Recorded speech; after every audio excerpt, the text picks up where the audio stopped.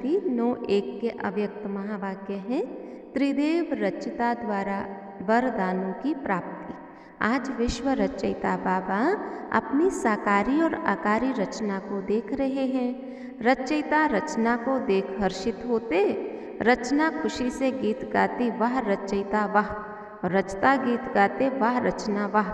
रचना बाबा को बहुत प्रिय है। बाबा कहते इनको सब कुछ देख करके मैं संपन्न बना देता हूँ। शिव बाबा ने 3 संबंधों से संपन्न बनाया। बाप के संबंध में सभी बच्चों को ज्ञान के खजाने से संपन्न किया। फिर टीचर के संबंध में भाग्य विधाता ने अनेक जन्मों का भाग्य बनाया। सतगुरु के संबंध में झोली भर दी अविनाशी स्नेह की, वरदानों की। यही है प्यार। प्यार की विशेषता क्या होती है? जिससे प्यार होता है उसकी कमी को नहीं देख सकते हैं। इसलिए बाबा को बच्चों की कमी को कमाल के रूप में परिवर्तन करने का शुभ संकल्प रहता है।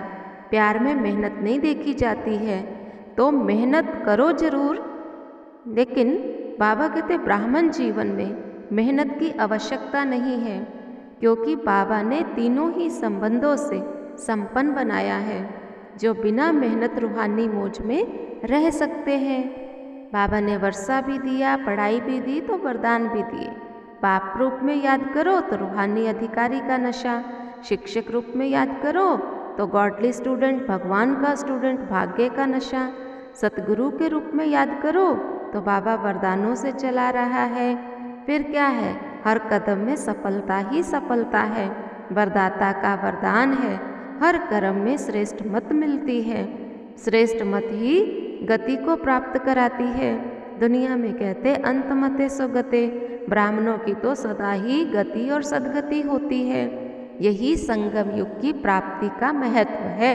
अभी अभी करो और अभी अभी अधिकार लो। इसको कहते हैं एक हाथ दो दूसरे हाथ लो। तुम्हारा दान तुरंत दान महापुण्य है।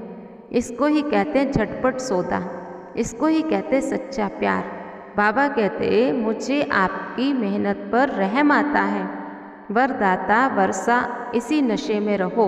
ना फील करो, ना व्यर्थ की बातों को महसूस करो। व्यर्थ से भी बचो और किसी की बात को फील भी नहीं करो। बाकी मेहनत के 2 ही कारण होते हैं। एक तो माया के विघ्नों से फेल हो जाते हैं, दूसरा संबंध संपर्क, चाहे ब्राह्मण चाहे अज्ञानी, दोनों के संबंध में जब कर्म में आते हैं तो छोटी सी बात में व्यर्थ फील कर देते हैं, जिसको आप लोग फ्लू की बीमारी कहते हैं। फ्लू क्या करता है? एक तो शॉकिंग यानी हलचल होती है, उसमें शरीर हिलता है। ये तो आत्मा की स्थिति हिलती है, मन हिलता है, मुख कड़वा हो जाता है। यहाँ भी मुख से कड़वे बोल बोलने लग पड़ते हैं। और क्या होता है? कभी सर्दी कभी गर्मी लगती है, तो जब भी फीलिंग आती है तो अंदर जोश आता है, गर्मी चढ़ती है। इससे क्या, क्यों, क्यों कहा, ये क्यों किया, ये जोश होता है। अनुभवी हो ना। और क्या होता है? खाना पीना कुछ अच्छा नहीं लगता। यहाँ भी कोई कोई अच्छी ज्ञान की बातें सुनाएंगे तो अच्छी नहीं लगेगी। आखिर रिजल्ट क्या होती है? कमज़ोरी आ जाती है। कुछ भी हो लेकिन कमज़ोरी बहुत आ जाती है। इसलिए ना फेल हो ना फील करो। बाप दादा श्रेष्ठ मत देते हैं, शुद्ध फीलिंग में रहो। मैं सर्वश्रेष्ठ अर्थात कोटों में कोई आत्मा, मैं देव आत्मा, मैं महान आत्मा, मैं ब्राह्मण आत्मा, मैं विशेष पाठधारी, इस फीलिंग में रहने वाले व्यर्थ के फीलिंग के फ्लो में नहीं आते।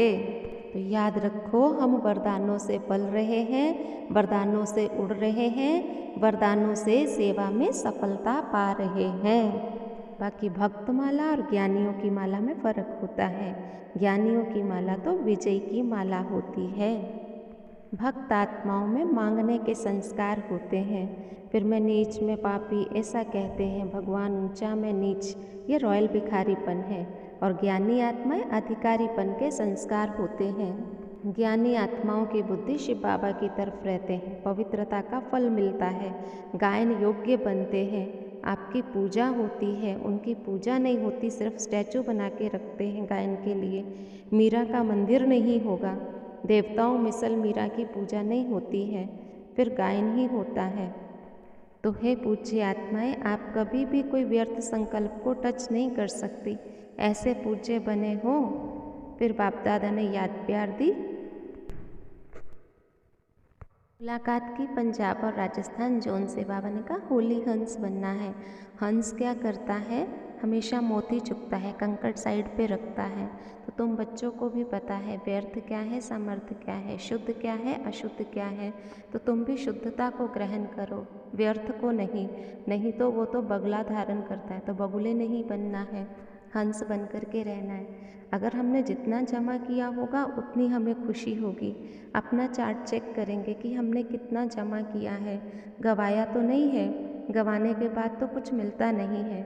संगम युग का 1 सेकंड भी कितना बड़ा है। बाबा कहते बच्चे इसके महत्व को समझो। सारे कल्प में कमाई करने का समय अभी है। तो होली हंस अर्थात स्वप्न में, संकल्प में कभी व्यर्थ कुछ भी गवाएंगे नहीं।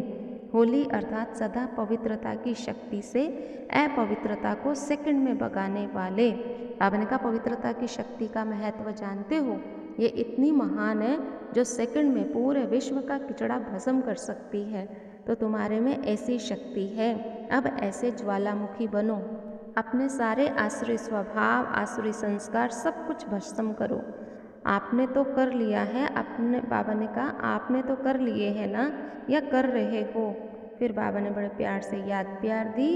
याद प्यार के बाद फिर बाबा ने कहा देखो भूलना मत, निर्भय ज्वालामुखी बन प्रकृति और आत्माओं के अंदर जो भी तमोगुण है उसे भस्म करने वाले बनो। ये बहुत बड़ा काम है, स्पीड से करेंगे तभी पूरा होगा। अभी तो व्यक्तियों को ही संदेश नहीं पहुंचा है, प्रकृति की तो बात ही पीछे है। तो स्पीड से करो, गली गली में सेंटर हो, क्योंकि सरकमस्टांस परमान एक गली से दूसरी गली में नहीं जा सकेंगे, एक दो को देख भी नहीं सकेंगे। तो घर घर में, गली गली में ये सब हो जाए। अच्छा, फिर बाबा ने वरदान दिया चलन और चेहरा। चलन और चेहरे द्वारा पुरुषोत्तम स्थिति का साक्षात्कार कराने वाले ब्रह्मा बाप समान भव। जैसे ब्रह्मा बाप साधारण तन में होते सदा पुरुषोत्तम अनुभव होते थे, साधारण में पुरुषोत्तम की झलक देखी, ऐसे फॉलो फॉदर करो। कर्म भल साधारण हो लेकिन स्थिति महान हो, चेहरे पर श्रेष्ठ जीवन का प्रभाव हो। जैसे लौकिक रीति से कोई बच्चों की चलन और चेहरा बाप समान होता, यहाँ चेहरे की बात नहीं लेकिन चलन ही चित्र है। हर चलन में बाप का अनुभव हो, ब्रह्मा बाप समान पुरुषोत्तम स्थिति हो, तब कहेंगे बाप समान। स्लोगन है जो एक रस स्थिति के श्रेष्ठ आसन पर स्थित रहता है वही सच्चा तपस्वी है। लवलीन स्थिति, यह परमात्म प्यार आनंदमय झूला है। इस सुखदायी झूले में सदा झूलते रहो। परमात्म प्यार में लवलीन रहो तो कभी कोई परिस्थिति व माया की हलचल आ नहीं सकती। ओम शांति।